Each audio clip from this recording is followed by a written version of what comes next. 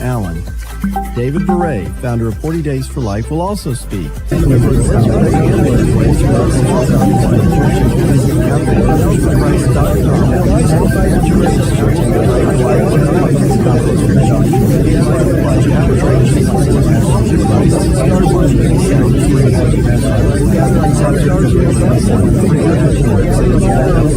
Allen. David Beret, founder of 40 Days for Life, will also speak.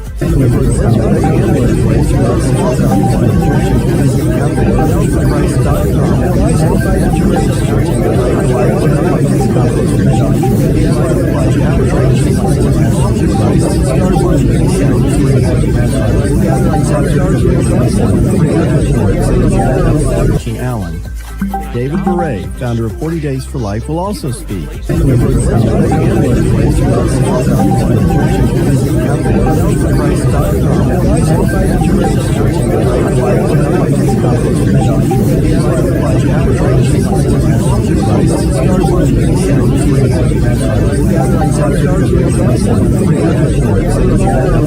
Allen.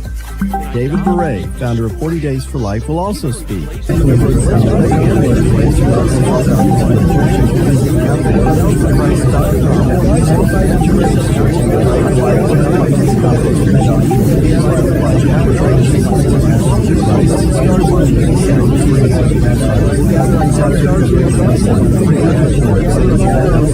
Allen.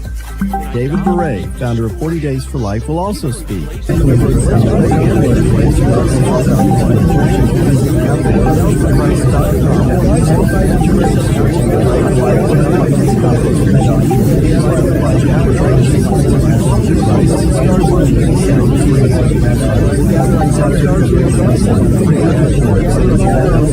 Allen. David Beret, founder of 40 Days for Life, will also speak.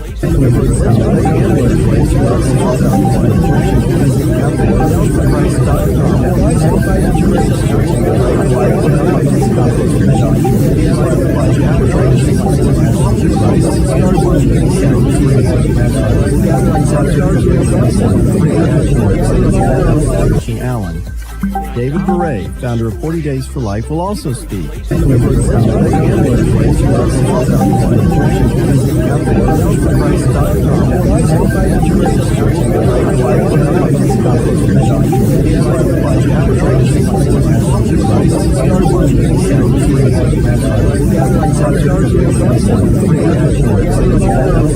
Allen. David Beret, founder of 40 Days for Life, will also speak.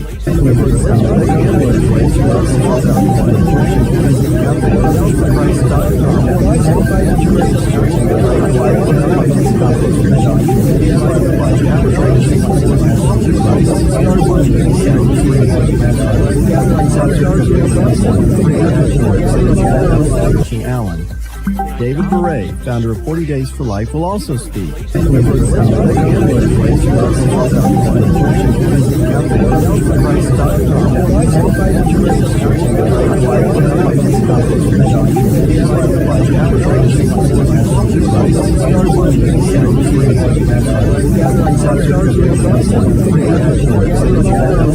Allen. David Beret, founder of 40 Days for Life, will also speak.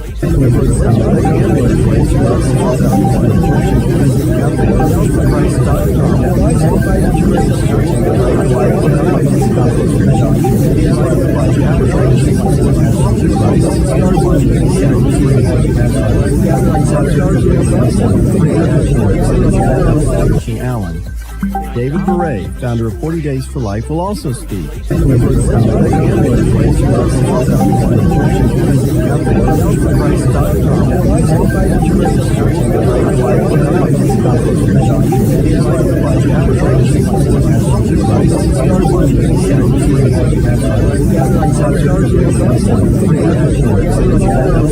Allen. David Beret, founder of 40 Days for Life, will also speak.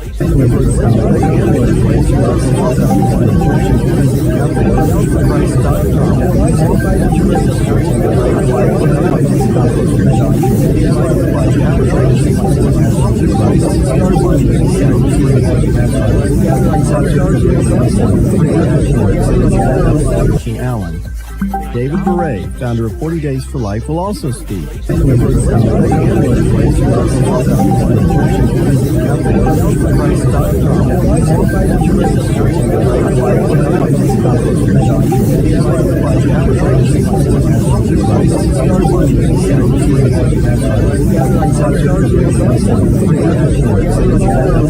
Allen.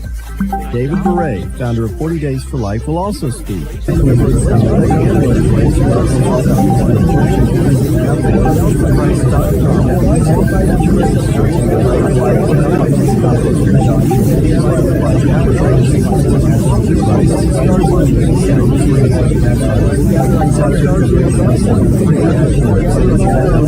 Allen. David Beret, founder of 40 Days for Life, will also speak.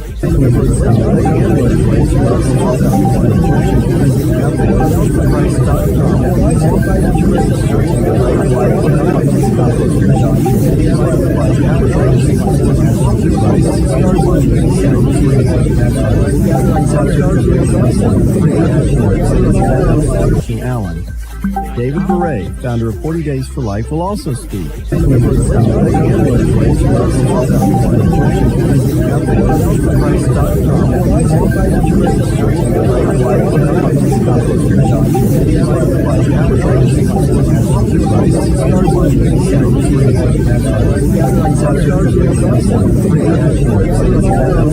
Allen. David Beret, founder of 40 Days for Life, will also speak.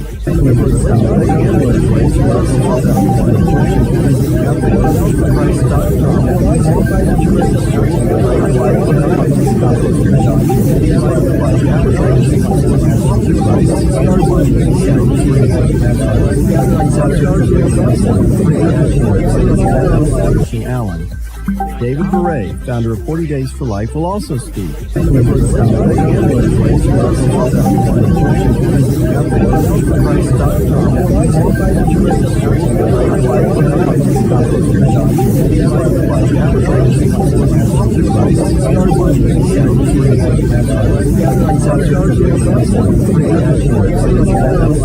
Allen. David Beret, founder of 40 Days for Life, will also speak.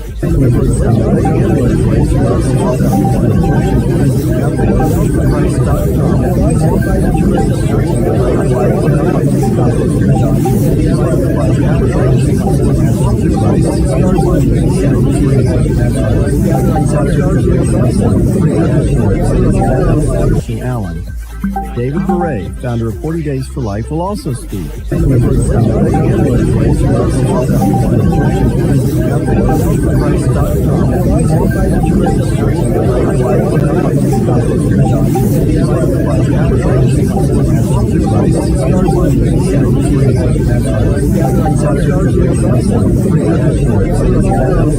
Allen.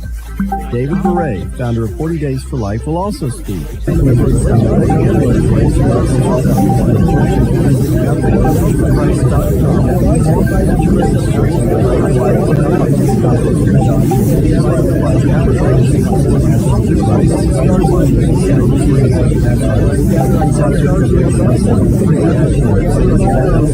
Allen. David Beret, founder of 40 Days for Life, will also speak.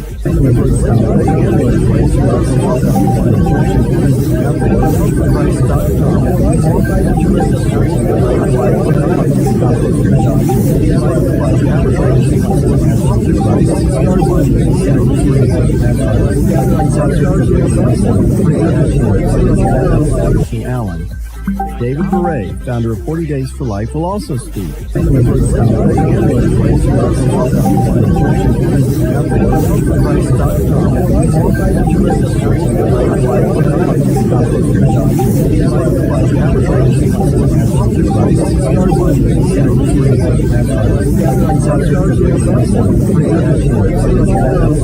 Allen.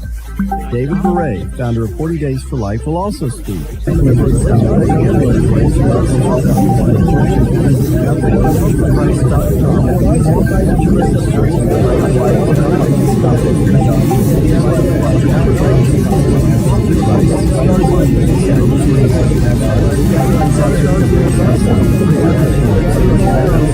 Allen. David Beret, founder of 40 Days for Life, will also speak.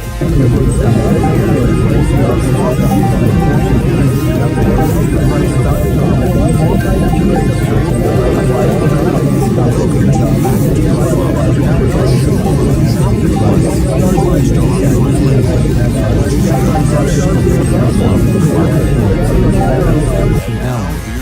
David Beret, founder of 40 Days for Life, will also speak.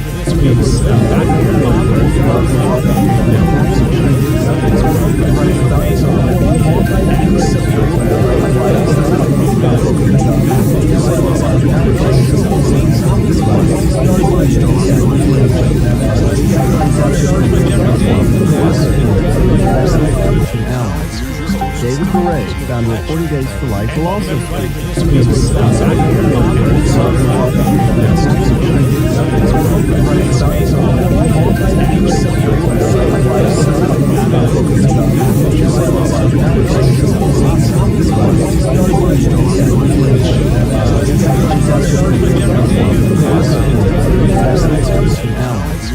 David Beret, founder of 40 Days for Life, will also speak.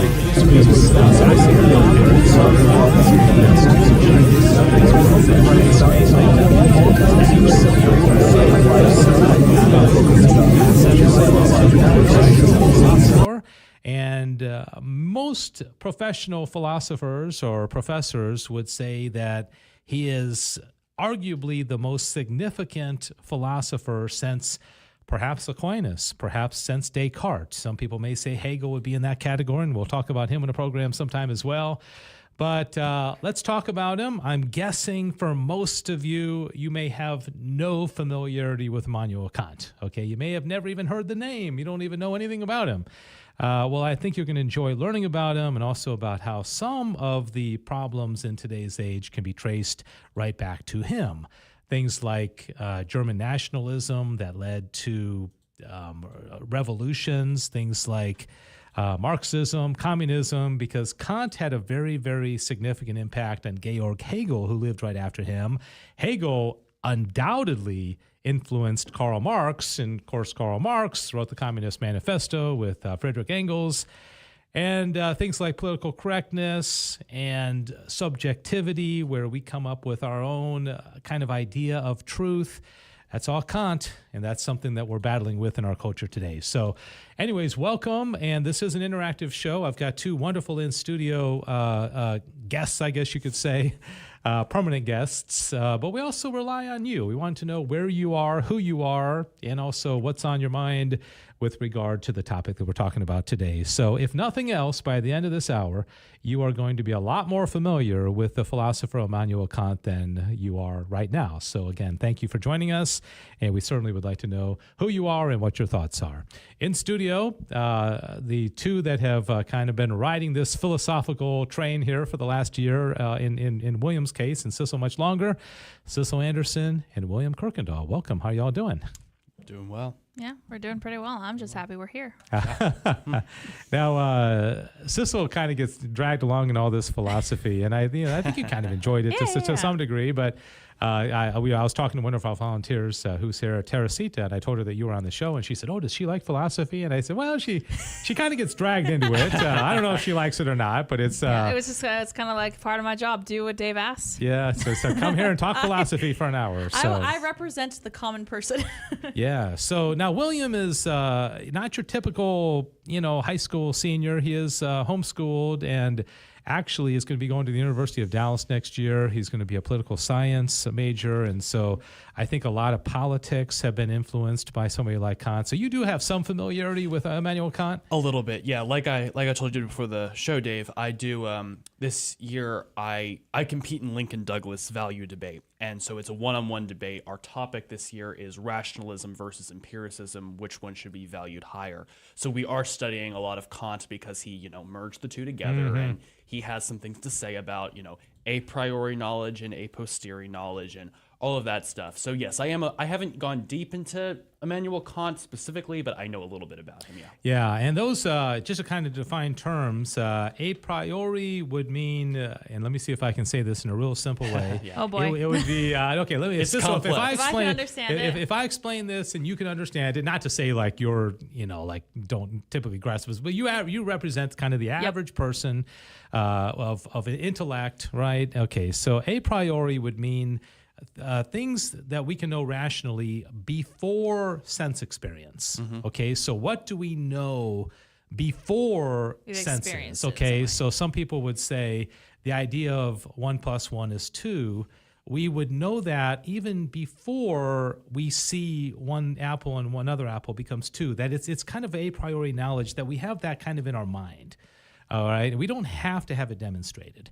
Okay, some people, interestingly, there's a modern philosopher named A.J. Ayers who says that the structure of learning a language is a priori.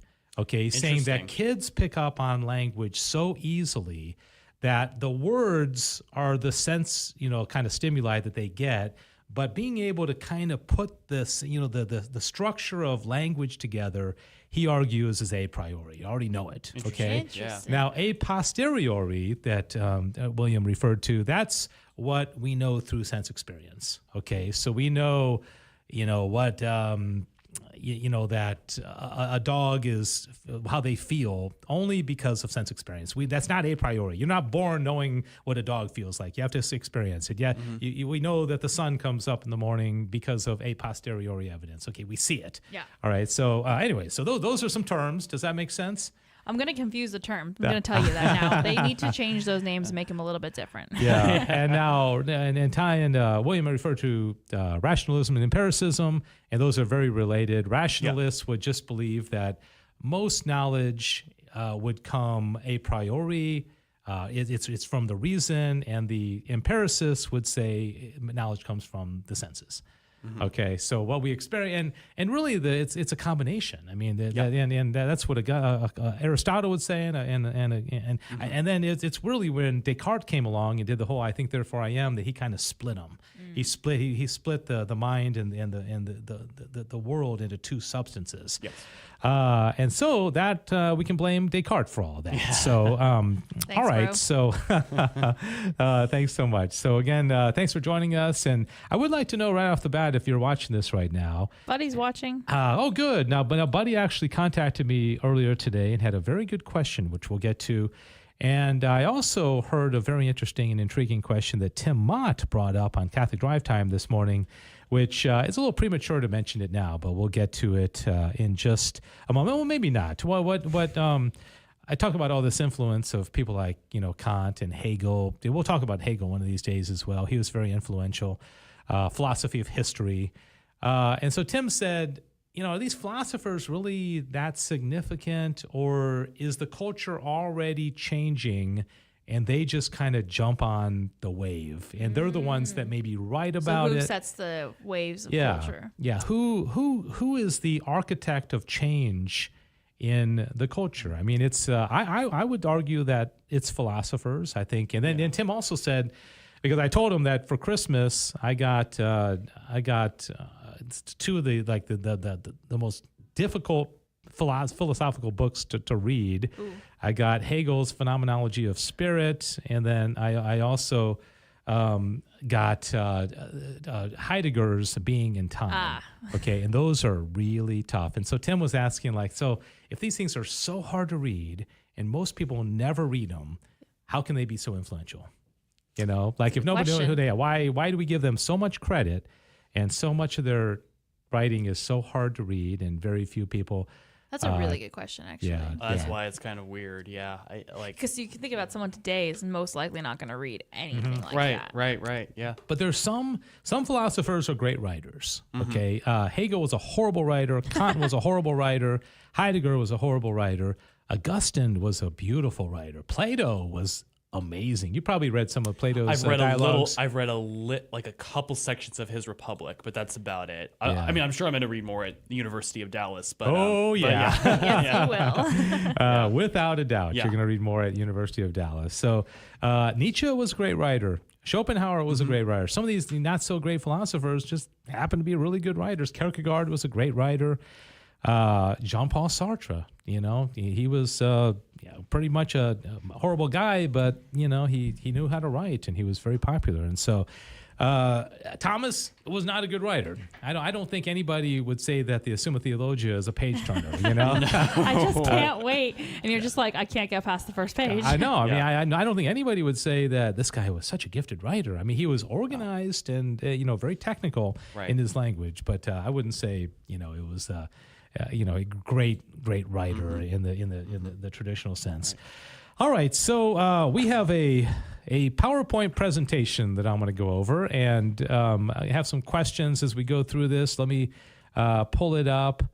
And the first one just has Immanuel Kant and St. Thomas Aquinas, and hopefully by the end of this program, you'll understand the fundamental difference between the two philosophies of these guys. And then the next one shows you the lifespan of Kant, 1724 to 1804. He was known for a few things from his personality. I don't know if we've talked about this before, but I don't think so. he never went. He was born and died in Königsberg, Prussia at the time. That city is now in Russia, but then between Prussia and Russia, it was Germany. Okay, because y'all have all these the boundaries change and all that. Yes. Right. So bad that Prussia doesn't even exist any longer, does it? No, I don't That believe was so. like an old country. Yeah, yeah. Okay. So- So he never in his entire lifetime went beyond 60 miles of his home. Interesting. So he never traveled much. And also he was extremely organized, where he would wake up exactly at 5:45. He'd have his breakfast exactly at the right time. He would do his work, and then he would walk to the university. People would set their clocks according to his, when Professor Kant walked by, they would know it was 12:30. He's on his way. Was he on the spectrum? That is extremely That organized. sounds very much like he Yeah, might have been yeah. neurodivergent or something. 'Cause Yeah. that's, Well, that's the thing, especially as a father with a spectrum child, sometimes you think like, wow, some of these spectrum kids are brilliant. Yeah, And that's what I'm they say saying, Silicon Valley is probably filled with autistic people, right? Filled, yeah. I don't know if Elon Musk is autistic, but there's I think I've heard somebody say that possibly that could be the case. But it doesn't always mean you're not going to be successful. No, to have it some of means that it's very stuff. Yeah. successful. I just think that's so funny because that sounds Yeah. very much like, sticking to a very particular order. Yeah. Now, the other thing that Kant did famously is that when he threw parties, and interestingly, you wouldn't think this guy would be the life of the party. Yeah, he's a But party, he or actually- even throwing parties. But he was a social guy. They said he was a fun guy and he was friendly and everything.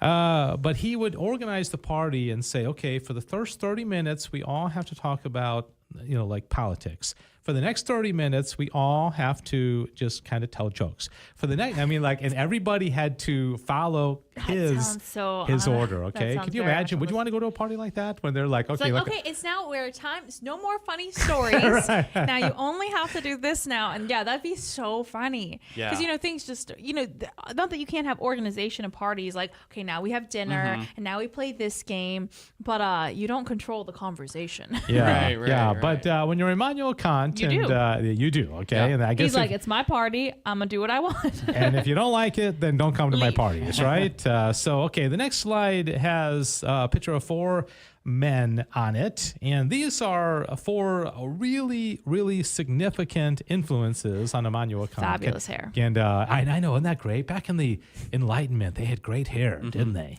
They really took pride in that. Do you recognize any of these guys? I do. Without looking at the next slide, because I'm going to put the names on them. I definitely I do. recognize the pictures. I'm not sure if I'm could identify. All of the them one in the bottom except- left corner looks very familiar to me. Okay, Yeah. bottom left. Yeah, we've talked about him. That's Rene Descartes. That's Descartes. That's Yeah, I know. I think I know all of them except the one on the far right bottom. But other Okay. than that, So I who's think- top left? I believe top left. I believe that's John Locke. No. never mind. Okay. Isaac Newton. Did you? Newton. Yeah. I thought John Locke for a second. I don't know why. Yeah, well, Okay. no. Well, Locke would have definitely been an influence Yeah, on yeah, Kant. You know, he was, the first kind of like famous empiricist, Yep, right? yep. David Hume on the top Yep. right, and then so here's an interesting story. They said that, Immanuel Kant, like I said, very predictable. People were saying their clocks according to his walks. Well, one day he didn't keep his schedule. Okay. I would have thought he died or And something. I know. would've They been thought like, he died, but he didn't die. He was at home reading a philosopher's book who was basically a contemporary of his, lived about 20 years before him. And it's the guy in the bottom right. So he was reading, so there are the names. The philosophy of Jean-Jacques Rousseau. And he was mesmerized by Jean-Jacques Rousseau. All right. And he not only did he get mesmerized and mess up his schedule because he couldn't put the book down, but he also only had one piece of art in his home, and it was a picture of Jean-Jacques Rousseau. And interestingly, Kant wrote a book about art. Okay, so a guy who writes a book about art doesn't have any art in his life. has one piece of art in his family. That's fan art, I think, at that point. That's like your people putting up their favorite band up on their poster. He's like, this is my favorite philosopher. Girls putting up I guess back in the day it was like Duran Duran, and I don't know if One Direction, and that kind of all thing. those things. Paul McCartney. So he was a fanboy of Rousseau. That is really funny, actually. Isn't that interesting? Okay. So so the time that he lived, 1724 to 1804, that's basically 18th century, okay? This was a time of revolution. This was a time of revolt. And so what were the big revolutions? There were 3 revolutions in the 18th century. Okay, big ones. You probably know 2 right off the top of your head. It's funny you mentioned this because we were just talking about this exact subject yesterday in nice. British literature. Oh, no fair. So I think I know all these. So the French? It was the French Revolution, Revolution, American Revolution, and the Industrial Revolution. Okay, yeah. Now that's without a doubt the Industrial Revolution. That's I was thinking more of a political. Okay. There was one other country. Okay, so here's a picture representing the French Revolution.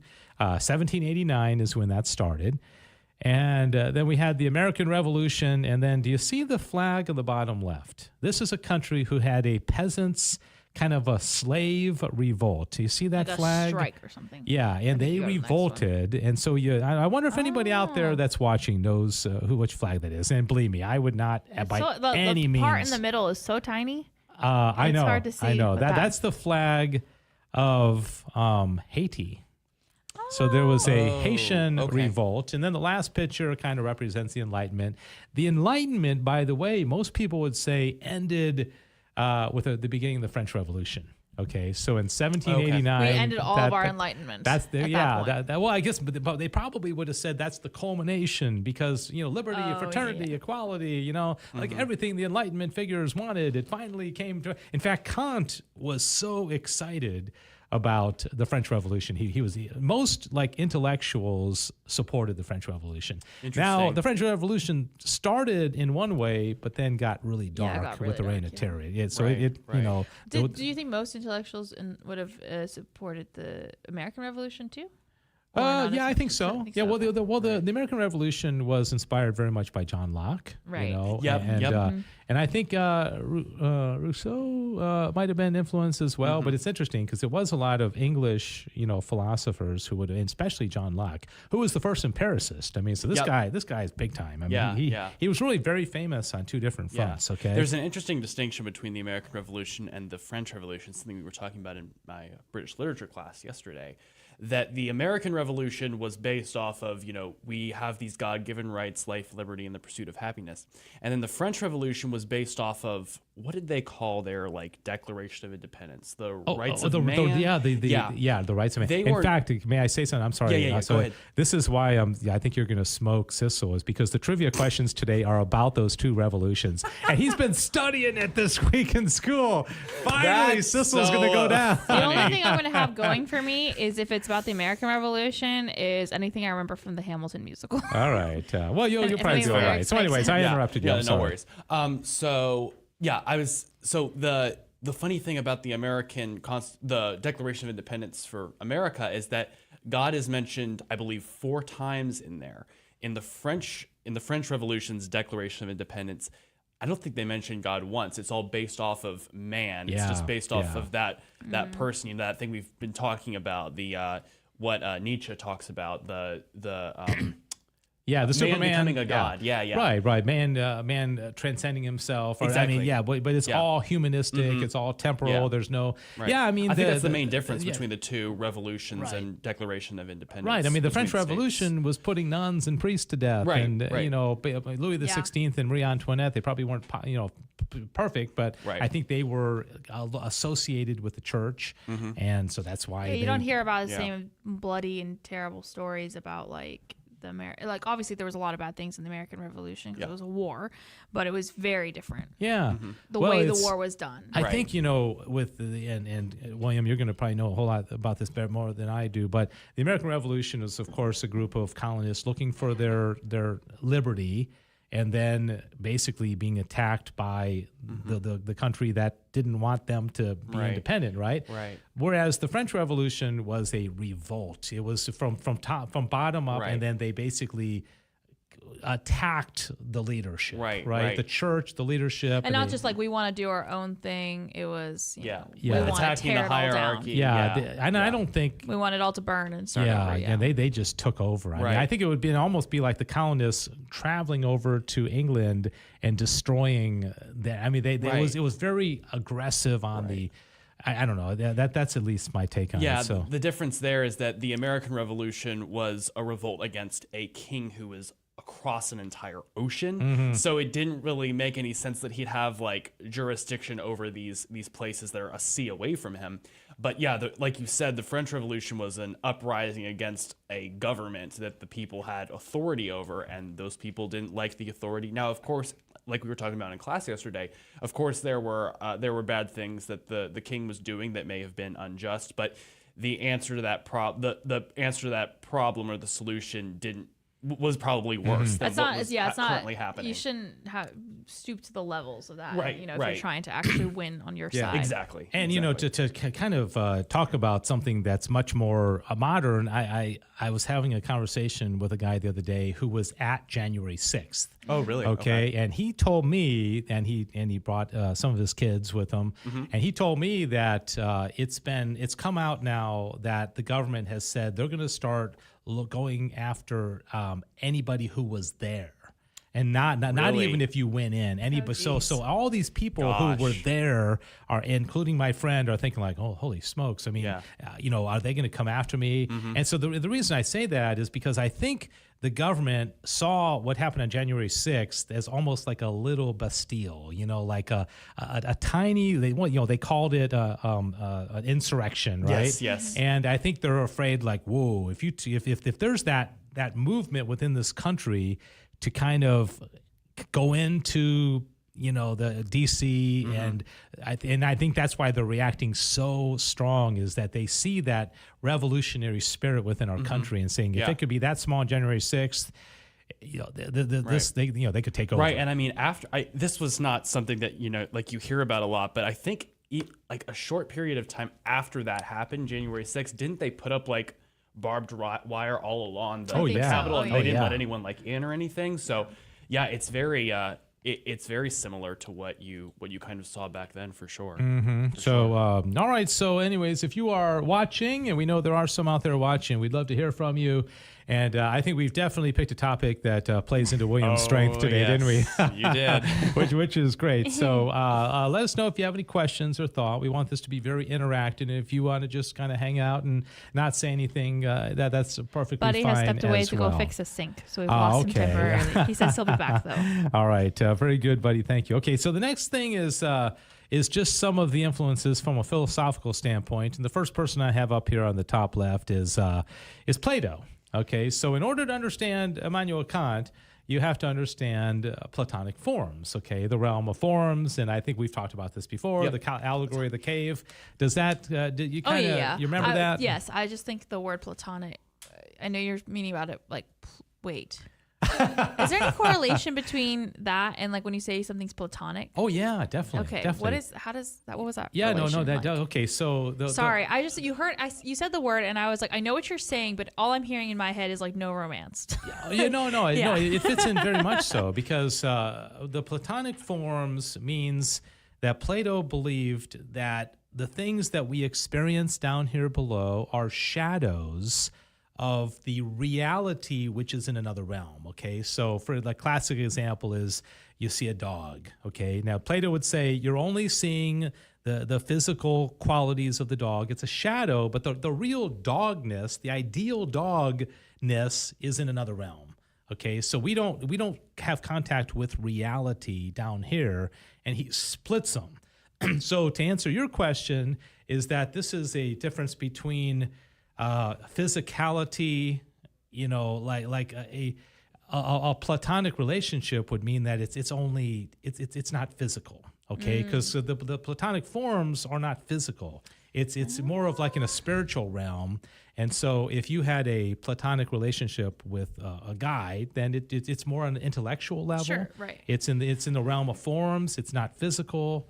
Okay. I don't know. I've studied so much Latin and the history of words and things like that. I never knew that connection All between. right. So you learned something on Back to the Father I learned today. something on Back to the Father. Okay. We've never talked about that. We've not talked about that because Okay. we've talked about Plato for sure, but it wasn't until you said Platonic forms I was like, Yeah. wait a second, Yeah. that sounds a lot like another word. It's funny because Peter Kraft, he's so funny. Plato that wasn't his real name. He had a different name, and it was this. It wasn't as good as Plato. Yeah, and Kraft makes the joke saying, "Gosh, if he didn't go by Plato but went by his real name, we'd be calling those relationships, rather than platonic." And it's this big long word. Mm-hmm. But Plato actually means broad because I guess he had broad shoulders, and that's where Plato came from.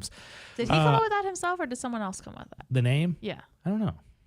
I would be really funny if he's like, I got broad shoulders. I want to make sure that's known for generations. Yeah. Actually, the first thing the doctor ever said when my mom would vouch for this. My mom's probably watching right now. The very first thing the doctor said when I was delivered is she said, Mr. Palmer, this boy has broad shoulders. So probably knew I was going to be a fan of Plato from the very beginning, Yeah, right? always. Okay, so you kind of understand that Plato had it separated, right? Forms and shadows, right? Yep. That's the most important part of Plato's teaching. And then the next guy is Aristotle, and he comes and he says, no, those forms that are in the realm of forms for Plato, they're actually in the object. Okay, so the dogness is actually with the dog. Okay, they're together. It's called hylomorphism.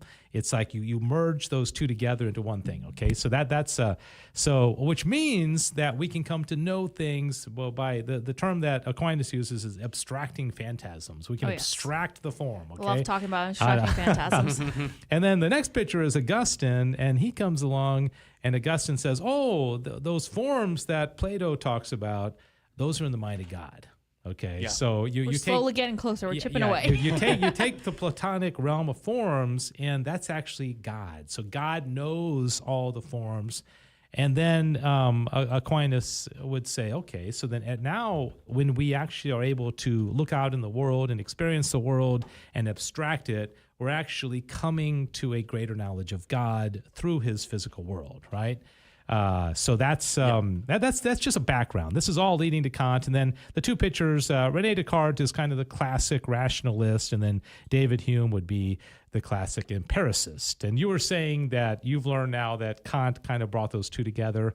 Yes. So do you know like what he did, or how he brought the rationalists and the empiricists together? I mean, how he did it specifically, I'm not sure exactly how he brought them together. I know that he would take them, and I mean it's a little bit. I remember you told me this a couple months ago, I guess it was. He took them and put them both together, but he did it in a problematic way. Yeah. Because it's funny, Plato and Aristotle, Plato was kind of the rationalist of his day, and Aristotle was the empiricist of his day. I mean, those weren't the terms they used, but they were similar to those philosophies, and the way Kant put them together was problematic, but Aristotle and Plato agreed on a lot of the same things, I feel like, as far as how society should be run, the politics of it, etc. But so that they kind of also would agree with each other, I think, and Plato and Aristotle here, I think they would agree with each other that, yeah, you can't completely devoid one from the other. You do need sense experience, and you do need the forms, and you do need both of them, rationalism and empiricism, to come to know the truth. Yeah. But as far as I know, and I don't know the specifics, but Immanuel Kant, he put those two together in a problematic way. He did it in more of a, because he's a more modern philosopher, he's Enlightenment and everything. So when he put those two together, he was basically saying, we know what we know based off of our feelings and our emotions, those things that, we all, we're basically at this point subjectifying truth. It's like, it's your truth, it's my truth. So he kind of put those together in a problematic way where it doesn't really make any sense, and it's not really good. The way that Plato and Aristotle put them together. Yeah. Well, that's that's good. So this is kind of complicated, and so I'll try to explain it. And so you tell me if this makes any sense. Okay. Perfect. So I'm going to try to explain. And I told William I've been teaching Kant to my high school students at the Highlands this week, and so I've had a little bit of practice in trying to explain this. And so. I feel like I'm on Are You Smarter Than 12th Grader? Okay, so Kant was basically a rationalist, kind of in the model of Descartes and Spinoza and these kind of guys. Okay, so he believed that there would be some a priori knowledge of things in the world that we don't have to experience, right? Well, then David Hume came along, and basically Hume's big deal, like he was a radical empiricist. He took it to the extreme. Yeah, took empiricism to the extreme, saying that we only know what we can experience. Okay, so the classic Hume argument, which is, okay, so Hume would say, okay, I see this pen in my hand, and I experienced the pen dropping, but I don't know what caused it because I can't see the cause. Okay, so he's saying because I can't, okay, and the other thing that he would say is like, okay, I see the sun rising every morning. I see the sun going down every evening, okay? And then the next day the sun rises, the sun goes down. There's absolutely no way I can rationally prove that tomorrow morning the sun will come up, okay? And he said the only reason that I think the sun's going to come up tomorrow is because subjectively I've seen it come up every morning. So it's all my experience of the sun coming up, but there's absolutely no rational reason that I should say with 100% certainty the sun's going to come up tomorrow. Okay, so this is what knocked Kant off his rocker, because he was a big fan of Sir Isaac Newton, and Newton's scientific laws were all based on cause and effect, right? Okay, the laws of motion, that something doesn't move until something else acts on it and slows it down, or it doesn't start until something acts on it. So everything's based on cause and effect. So now Kant is like, holy moly, my whole foundation is rocked by Hume. So what Kant did was he said, okay, I'm going to subjectify it, and I'm going to say that knowledge doesn't come from me taking in the world, but rather the world conforming to my mind. Okay, so what he did was he said it was a priori. There are these categories whereby the world, I structure the world, I construct it. Okay, I give it form. Okay, so I'm actively constructing the ideas in my mind. Okay, I'm not coming to know them. I'm not like experiencing something and saying, wow, that is amazing. I've abstracted something from that, and I've learned something. No, I'm actively constructing my ideas and my thoughts. Okay, that's why it was called the Copernican Revolution in philosophy, because imagine if you lived in the days of Copernicus, and for 1,000 years, everybody was saying that the sun revolved around the earth. Okay, and it looks like it does, right? Okay, so the sun goes up, the sun goes down. That was the Ptolemaic model, right? And then all of a sudden, Copernicus comes along and says, no, actually, it's the earth revolving around the sun. Okay, and that's what Galileo supported, and that was what we know is true now. That's a fundamentally different paradigm, right? I mean, to think that, well, I used to think the sun was going around us, and now we're going around the sun. So everything is wonky. Everything's different. But what Kant did was said, no, we don't experience the world. Our minds don't conform to what we can learn. The world conforms to me. So he brought everything into himself as constructing himself. Man, that's too much work. It's a lot. Yeah. Come on, man. But does that make sense though? And I wonder if anybody is out there and anybody's paying attention still, and it's not too deep. It's a lot for a Friday afternoon. Yeah, that was my best explanation. So the significance though is that we are no longer like going around. Aristotle said all philosophy begins with wonder. Okay, so you wake up and you say to yourself, I wonder what I can learn about the world today. I wonder, and also, I wonder what this world will tell me about God. You know, like, what am I going to learn about God today? Okay, I'm going to learn new things. I'm going to have new experiences. That's Aquinas. Okay, Kant would say, what am I going to construct today? Okay, it's the best example I can think of is it's kind of like opening up your own Christmas gifts. You know, like there's you as a kid, you run down there and you can't wait to open up the gifts because there's a surprise. There's an element of wonder. There's an element of Thanksgiving because somebody gave me something, right? Mm-hmm. Whereas you open it, okay, yeah, I gave myself that one. I gave myself that one. Because why? Because you did it, you know? And so I don't think Kant's approach is as fun. You know, I think it's just kind of, you're in charge, you're creating it. And he also didn't believe you can really know things in themselves. The essence or the nature of things was beyond us. You can't know it. So anyways, I know that's kind of deep. Like Cecil said, this is not exactly a walk in the park, right? So, but anything you wanted to add to that, William? Not really. I think you summed it up pretty well as best as we can sum it up. I guess the one thing I'd add is I think that's kind of the problem we're dealing with today. We take in the world and it's all just subjective, and there is really no truth because it's all it comes from me. It comes from us, and that's the problem. That's the problem. The wheel for every person has to reinvent the wheel. Mm-hmm. Yeah, but that's interesting you say that. So because Kant would also say, the other thing. He also said that we impose space and time on the world, okay? Oh, gosh. I'm so sorry, world. If that was the case, I would have given myself a lot more time.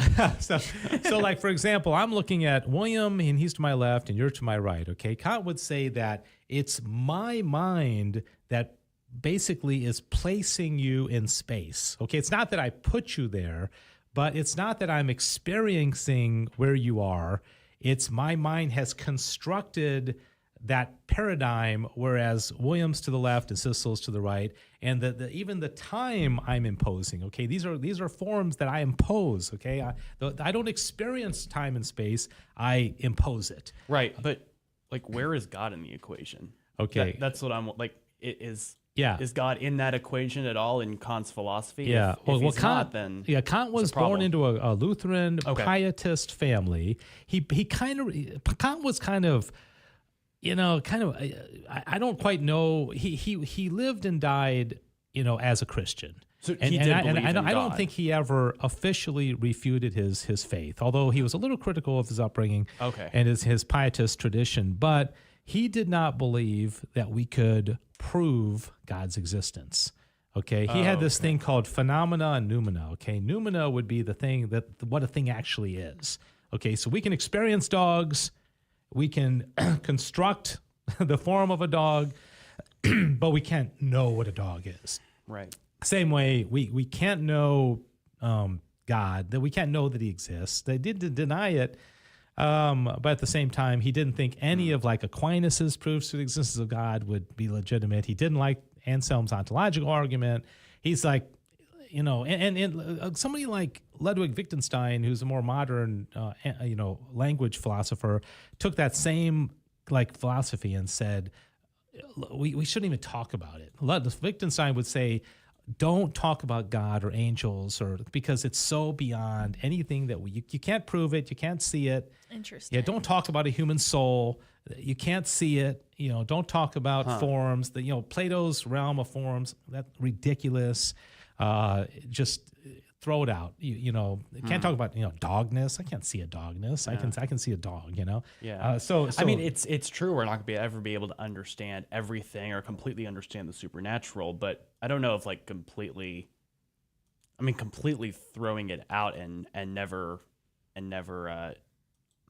I mean, the supernatural works in our world, so completely throwing it out and just ignoring it completely isn't the answer. Even though, yeah, there is a point to be made that you're never going to be able to understand the supernatural fully. But yeah, I don't think the answer is to throw it out. But it goes to show you that Plato and Aristotle and also, of course, Socrates. Yeah. I mean, they lived 400-500 years before Christ, and I would still say the foundation that they laid continues to be what philosophers are still debating about. Okay, that cave, that realm of forms, that's still playing very heavily in all philosophical discussions, because we know, like, I can look at Sissel and I can see her physical features, but I look in her eyes, I know there's something else. There's some like essence of her that I can't see, right? But that would be Platonic. But Hume would say, that's ridiculous, and they don't even talk about that thing you can't see. You can only talk about what you can see in front of you. Well, darn. All the rest of it is just total nonsense. My best assets are not what you see. So, anyways, that's why this stuff is interesting. So, yes. All right, everybody out there, what do you think? Is this making sense? The last thing I want to say, and I do have some interesting trivia questions for you guys about this. I think I'm going to have to leave. I think I'm not going to make it for that one. Come on. William's licking his chops. He's like, finally. He'll probably never come back. He's going to like destroy you in this game, and he's going to be like, I retire. So, okay, here's the last thing I want to talk about, is that Kant did the exact same thing with ethics that he did with epistemology, because he had a thing called the categorical imperative. And I have a slide of this. Okay, the next slide was the Plato's Cave, Copernican Revolution, but do you see the one where it says categorical imperative? Okay, do you see that? It has like a little yield sign. Okay, so let's put that up there. And this is his categorical imperative. And we'll just talk about this for a couple minutes. It says, act only on that maxim whereby you can at the same time will that it should become a universal law. Okay, this is a famous thing. Categorical imperative, Immanuel Kant. Okay, commit that to memory. And it sounds like the golden rule. Okay, do unto others as you would have them do unto you. But what Kant did was he subjectivized morality. And he's basically saying, okay, the morality comes from within. And I should ask myself, like, let's say I tell you guys lies, okay? And I say something about, I used to play for the Dallas Cowboys or something, And so the categorical imperative would say, okay, if you do that, do you want it to be a universal law that all people can lie? Okay, so if you think you can't make an exception for yourself, if I think that I can, pilfer some, things from the office and maybe take some pens or something, can I at the same time say everybody can do that? Okay, if I want to speed 10 miles higher on the freeway than everybody else, can I say that's a universal law and everybody can go 10 miles per hour higher on the speedway? So what he's saying is that it's duty bound, is that the moral law comes within us. We have a sense of what we feel our duty is, and we should only follow it if at the same time we think it can become a universal law. Okay, and if it's not something that could become a universal law, then we shouldn't follow it, okay?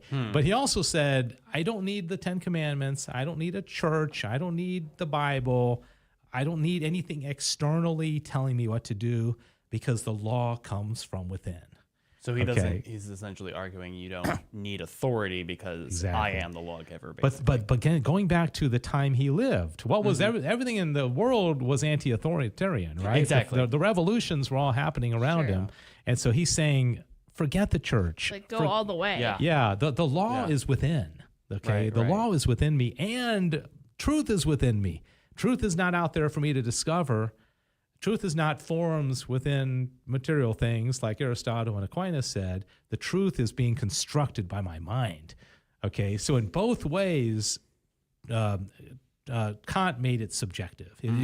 And so now somebody says, okay, if I say I'm a woman, that's very Kantian. Okay? That's just what I was about to go. Because there's no objective there, yeah. truth. It's subjective. How do I feel? What do I think is true? That's the problem we're dealing with today. Exactly. Yeah. Exactly. So yeah, I would contend philosophy has a huge impact on its future generations for sure. But I bet you could go.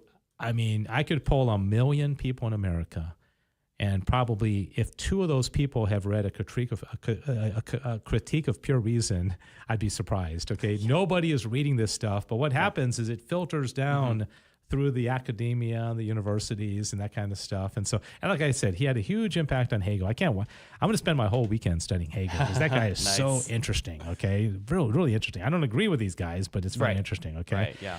So, anyways, I don't think we have any comments from anybody out there. We do have a few people that are watching. I think Buddy is still fixing his sink, but I do appreciate the feedback. Boy, if you guys weren't in here, I'd be just talking to myself. But anyways, this will be your last chance to make any comments, or William, anything else you want to comment on? Hey, I mean, doesn't everybody know a little bit more about Immanuel Kant now than they did an hour ago? Oh, for sure. Yeah, definitely. And I know the origins of Platonic, so. Yeah. Yeah. I really think this stuff should be taught in grade schools. I think it needs to be. Yeah. Yeah. Because it's important. It's logic, to teach logic. I never took a logic class in my whole life. In fact, as soon as people start talking about logic, or who is the one, who's the math guy, that the famous Euclid. Oh, yes, yes. Have you ever studied Euclid? I haven't studied him, but I know a little bit about him. He's like this ancient Greek mathematician, and he had these proofs that essentially you can know the mathematical formula without experiening it, because it's a proof. Yeah, and it was very logical kind of process where you had maybe one truth and then another truth, and the two of them come together to form some other logical. I'm one day gonna take some kind of Euclidean, because math has influenced philosophy dramatically. Oh, René sure. Descartes was a mathematician. A lot of these guys are. Yeah. There's a guy named Gottfried Leibniz. If you ever, he was a rationalist philosopher of like the 17th century, and he was a mathematician. And interesting stuff. So yeah, for sure. So that is that, and let's see what else. So you guys want to do some trivia, or what do you think? Let's get into Okay. Yeah, this will at least this will be a humbling experience. This will be competitive. Hey, it should be close. She saw Hamilton. Okay, That's true. Yeah. She should be absolutely that only fine. covers one revolution. Yes. The French Revolution is where I'm more worried, honestly. Okay, so I see. will keep score, Cecil and William. Unless we can count Les Miserables' fake version of a French Revolution as anything. Yeah, wasn't Tale of Two Cities about the French Revolution Yes, also? yes. Okay, We're I reading read on that literature. War and this week. Peace was about Russia, right? I think so. Yeah, I think that so. Tolstoy. Yeah, he was Russian. Yes. Yeah. So okay. So all right, here we go. Let's. What year did the French Revolution start? 1793. Do you want to make a guess? Is it closest wins? Yeah. 1794. Oh, you went the wrong way. Darn. 1789. Oh. Okay. I forget how close that is. Yeah, to we the actually American talked about Revolution. that. Yeah, Okay. What event started the French Revolution?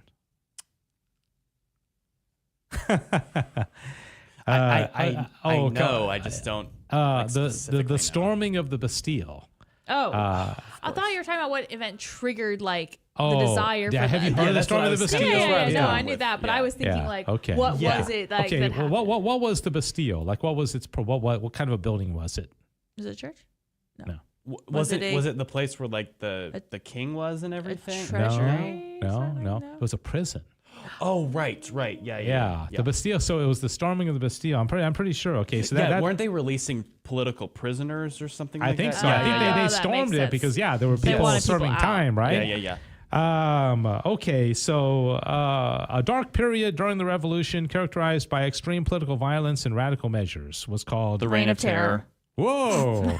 Now, in all fairness, I'm going to give that one to Sissel just because I always give you points if it's a tie. I owed at least 10 points from all the past times. Who was the figure that was who kind of like the leader of the Reign of Terror, the French leader who kind of. Oh, I don't know if I know that I don't one. think I when know I the say name the of name, I bet you're going to say, I'll probably yeah. recognize it, but I don't think I can think of it. Robespierre? You ever heard that name? I don't know. No? Probably. Okay. I did probably at some point. Interestingly, he ended up getting executed. Really? Yeah, the guy who did the Reign of Terror got executed who? himself. Like by French authorities or by like the revolution? Well, I'm not sure. I'm not sure. Somebody that didn't like him, okay? Interesting. So who was the king of France at the time of the French Revolution? King Louis the the 16th. Oh gosh. Okay, we'll give that one to William. Okay, who was his wife? Marie Antoinette. All right, sister. All right, we one. got 2-2 here. Interestingly, okay, I won't phrase this as a question, but typically people kind of have this image of them getting their heads chopped off together, right? They both got the guillotine. But do you realize that King Louis the 16th was executed in January of 1793? Okay, 4 years into the Revolution. Marie Antoinette was killed in October of the same year. She had to live 9 months. Oh, wow. After her husband died. Can you imagine? That's awful. I mean, and then she gets, her head chopped off. And so, all right. So who was the revolutionary leader that seized power in France in 1799 after the French Revolution? He staged a coup known as the 18 Brumaire, effectively ending the revolutionary government and establishing a new regime. I don't remember. Napoleon? Yes. Was it Napoleon? Oh, really? Okay. I was in my head that came to my mind, but I'm like, nah, that can't be Napoleon. Yes, Napoleon. Okay, I was like, oh, you guys are going to hate yourselves. Oh yeah, I'm glad that you got it at least. Okay, the diplomatic gathering of European powers that took place after Napoleon's defeat was called the Congress of, it's the name of a city. Versailles. That's close. Starts with a V. The Congress of... Vienna? Vienna. Really? Vienna. Oh, okay. Well, why not? That was just a random guess. I wasn't. You're welcome. I gave What you was that. the name of the battle that ended Napoleon's imperial power? Waterloo. Waterloo. Yeah. All right. Nice. Waterloo. Nice. Napoleon. All right. Oh, see, this is close. surrender. This is close. Thanks Okay. you, ABBA, for that. Oh, that's from listening to ABBA songs. It helped, didn't it? Okay. Who were the two French philosophers whose works are most commonly cited as being factors that incited the French Revolution? Descartes? No, I don't know. I can't remember. no. French philosopher? French I can't remember philosophers. I don't remember which ones are French. Yeah, I don't know which ones are French, English, German. Okay. I always get them confused. One of them I mentioned earlier. Kant? No, Rousseau. Rousseau. Oh, that makes okay. sense. That does sound French, yeah, doesn't yeah. it? Okay, yeah, and also Voltaire. Voltaire. Okay, Okay. Voltaire. I would have gotten those. Yeah, they were Okay. Voltaire and Rousseau. Okay. Okay. Okay, so now we're moving to the American Revolution. Okay. Nice. Okay. I was more so- confident in this one, but now I'm worried. So move across the. You're more confident in the French No, an American. because you listen to ABBA songs. Yes. Okay.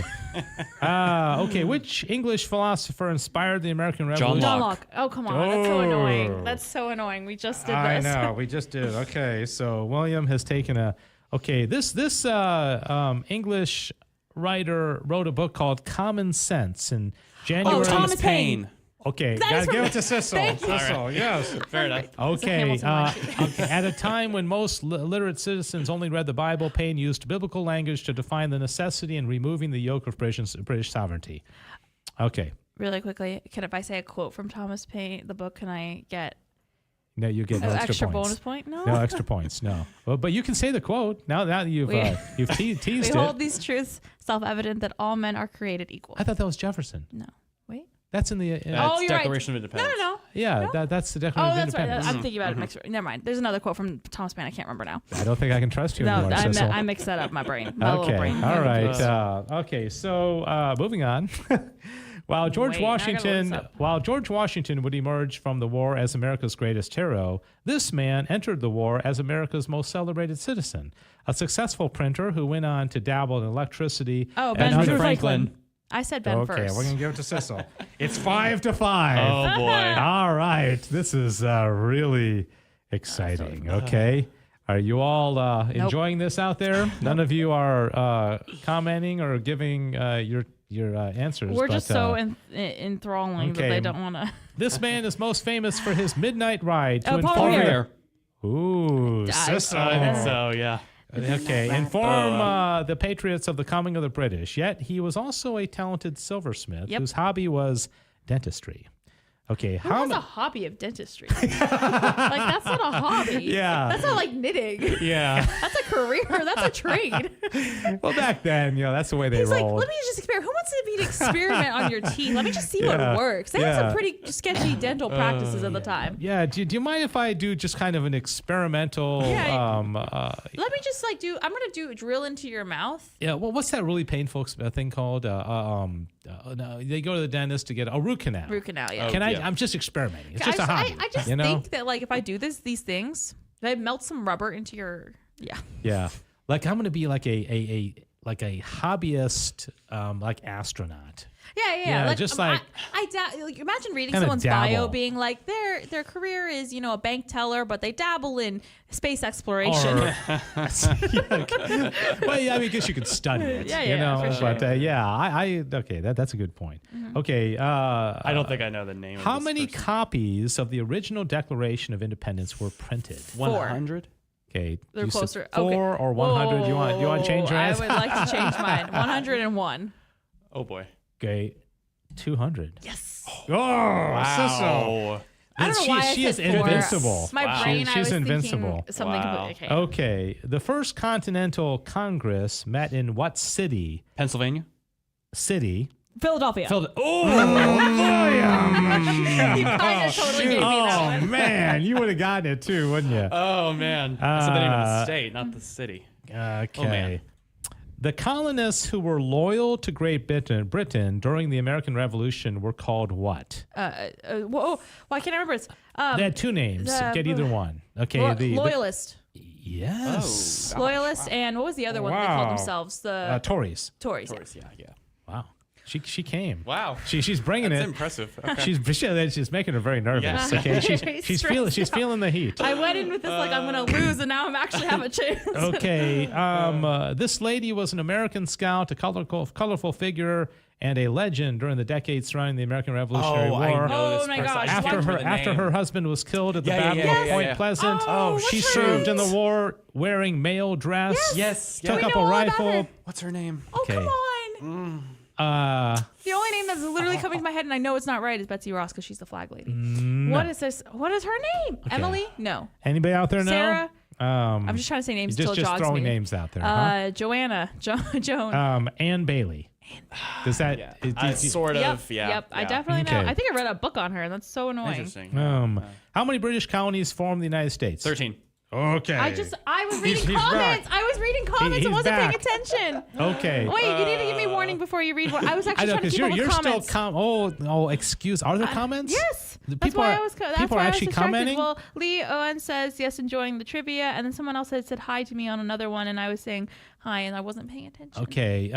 So you're basically I blaming would've our known 13. our good people out there watching I'm the just show. saying that I have a few jobs to do. That's all. Okay. I Here think we you're still go. winning though. Because I knew that Here we answer go. easily. Okay. So Yeah. it is now 6-9 in favor of Sissel. Really? How did I jump that far in advance? Yeah. Well, you How did I got You you went got on 9 a and he winning got streak. 6. Oh, okay. Where was the historic battle of Bunker Hill fought? Bunker Hill. City.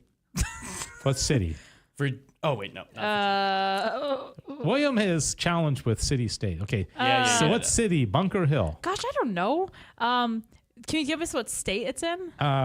It's gonna really give it away. Well, I do have a guess for the Raleigh. city. Okay. Concord? No. No. Okay. As soon as I give the state, it's gonna give it away. Boston. Yes. Oh, Yeah, nice. Okay. yeah. As I say Massachusetts, you're not going to say, yeah. I think it was Worcester. I don't think I can name okay. another city in Which Massachusetts. which document announced the separation of the 13 North American colonies The from Declaration Britain? of Independence. That was Okay. really a Okay, mess. That we're was a going to mess. give that to William. That was a Okay. mess of. I Okay. don't even know if I said independence properly. Okay, what year did the U.S. issue the Declaration of Independence? 1776. Okay, Nice. yes. Who was the commander-in-chief of the colonial armies in the American Revolution? George Washington. Okay, William. Okay, it's 8-10. Oh wow. Okay. How many more do we have? Okay, I'm stressed. probably about 10. Okay. Oh, wow. Which American naval officer during a naval engagement with the British said, "I have not yet begun to fight"? Oh yeah, you were. I know this quote. I just don't Yeah, know I know the guy. quote too. I don't know. I know somebody who has this name. Really? You probably know him, and you may know. You probably both know him. Okay, but that not doesn't helping whittle us. it down. Sorry. Okay, Yeah. John Paul Jones. John Paul Jones. You know John Paul Jones? Yes, John Paul Jones. You know him? I think Yeah, the Jones kind of family. rings a bell. Yeah. Okay. Which incident took place at Boston Harbor Boston Tea in Party. protest against the British? Okay, Wow. okay. 11-8. Oh. What animal appears on the Revolutionary War flag with the legend "Don't tread on me"? Bear? A bear? No, a horse. Don't tread on me. Don't tread on me. A horse. A snake. Snake. Snake. Why my brain? I was gonna say snake. You got I keep hearing Yeah. "Don't tread on me," and all I'm picturing. Isn't it that little pole with Yes. the Yes, the yeah. snake All on I'm it? picturing when you say "Don't tread on me" is the flipping cannon that we have nowadays. And Yeah, I cannot- know. But I'm like- that's come and take it. Yeah. Oh, that's right. Wait, what? Yeah. Huh, Yeah, you know yeah. what? That's come and take I it. still got there, guys. But you, Yeah, but you yeah. see As the "Don't tread flawed- on me" on the back Yeah. of like as pickup flawed trucks. as my philosophy, Right. my brain Okay. is working. Okay. So we're down to about 5 or 6. What treaty ended the War of the American Revolution? The Treaty of. It's a city. Is it an American city? I can't say that. Versailles. It is not an American city. Versailles. The Treaty of Versailles. I don't know why I keep saying Versailles. The Treaty of Versailles ended World War One. It does, yeah. Yeah. That's why I'm Okay. saying treaty. Paris? Treaty of Paris? Yes. Really? Yes, the Treaty of Paris. Oh. All right, 13-9. Okay. The name of the colonial militiamen known to be ready Minutemen. for. Yes. Nice. Okay. Oh, Yes. Goodness. Who wrote the book A Summary View of the Rights of British America, published in 1774? Summary review of the rights of British A America. summary view of the rights of British America. Now, this is 2 years before the Declaration Yeah, of is Independence. this like a very well-known? Yes. I'm going to, I don't know if this is right, but I'm going to say John Adams. No. No? Okay. It is Hamilton. Because why not? I'm just going to throw out Yeah. names. Thomas Jefferson. That was my next guess. That was my next guess. I was like, it's Thomas always- Jefferson couldn't have done everything. It's always the next and guess. always isn't it? Man. Jefferson. That's Okay. Okay. Which European nation provided significant? France. I said it first. You got Okay, it. yeah, significant military Through support. Lafayette. Let's see. Okay, what American military officer switched sides? Benedict Arnold. Benedict Yes. Arnold. I Yes. said Arnold Blanking on the Benedict. name, but I said Wow. Arnold Benedict. Sissel, I so underestimated you. My goodness. She like knows everything. she's invincible. You need to go on like Jeopardy. Oh no, I would so bomb on Jeopardy. Yeah, you need to go on Jeopardy. never. Okay, so okay, 2 more. Which American revolutionary officer was hanged in 1776 for spying on the British? I know this. I know. It's John Hancock. No. Why did I think of that? I don't know why I thought of him. John, is it John? No. No. Oh, Lord. Which American revolutionary officer was hanged in 1776 for spying on the British? Okay. I know this, and it's very annoying. Yeah. Okay. I know. Nathan Hale. Yes. Nathan Yes. Hale. You've actually heard of him. Yes. Yes, I have. I read a book on him too. The as a last kid. Oh, wow. one, okay, and this is worth that's 6 so points. What? I'm kidding. Hang on a second. See, who was the first person to sign the U.S. Declaration of Independence? The very first person. Benjamin Franklin? wait. No. I don't know. Wait, It was John? John.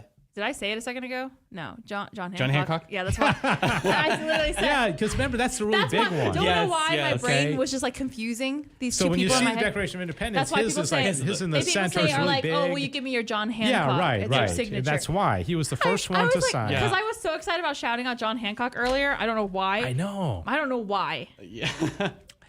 All right. All right. Well, that is going to do it, and I don't think we're going to have William next week. I had so much hope. Okay, no, but your contributions during the show were outstanding. Yes, thank you thank so you. much, Yeah. Sissel.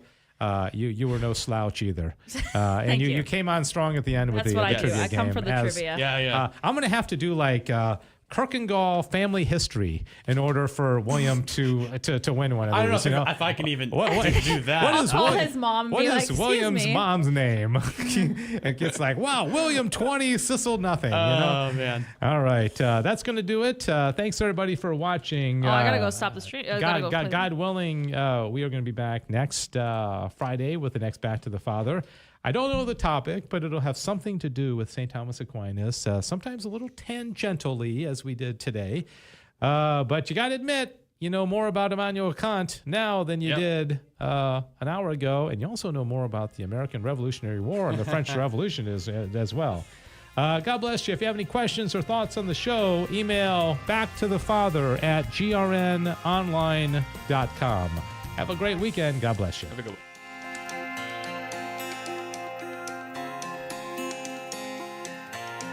Thanks for joining us for Back to the Father. And don't forget, the glory of God is the human person fully alive. If you have comments about the show, email Dave Palmer at grnonline.com.